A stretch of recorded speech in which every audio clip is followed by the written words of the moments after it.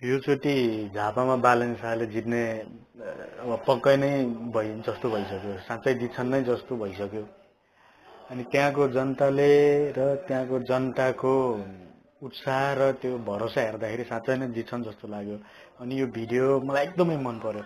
त्यहाँको झापाकै बाबाआमाहरूले बालनलाई यसरी आशीर्वाद दिनुभएको छ कि यति खुसी लाग्यो कि यो हेर्दाखेरि।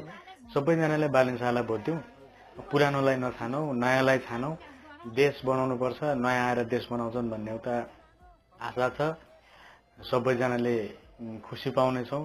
बालन शाहले गर्छन्, आशा छ गर्नेछन्।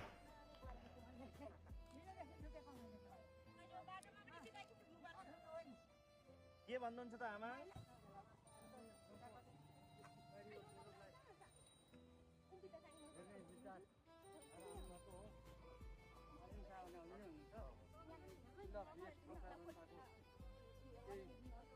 भोट माग्दा मात्रै होइन, पछाडि पछि पनि राम्रो गरी नगरिदिनु बाटो यस्तो छ। यो त केपी ओलीको गुहुने लैनो भएपछि भएका छौँ यस ठाउँका मान्छे। यस ठाउँलाई दृष्टि राम्रो गरिदिनु होला। जय होस्, तपाईँको प्रगति।